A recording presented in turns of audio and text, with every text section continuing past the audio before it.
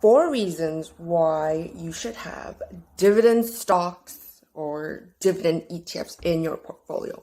1, dividends offer a source of return that is always and only positive. Okay, there's no such thing as a negative dividend. That would mean that you owe the company money. Okay, that doesn't happen. Okay, the return is always positive when it comes to dividends.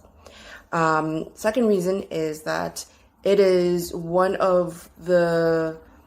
a tangible source of return. Okay, tangible as in you get a direct return from the company. That means they're putting cash in your investment account a couple times a year. Okay, no matter what, you're getting that return.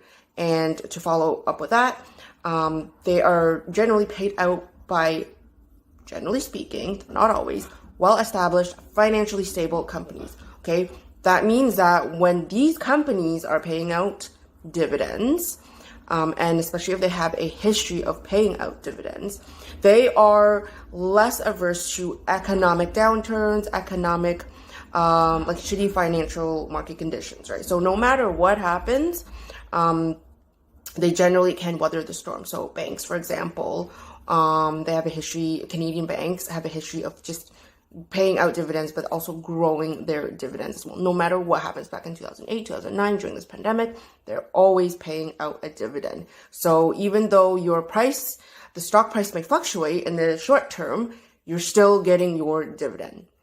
And finally, the last reason is that dividend-paying stocks have a history of outperforming non-dividend-paying stocks. Duh. Okay?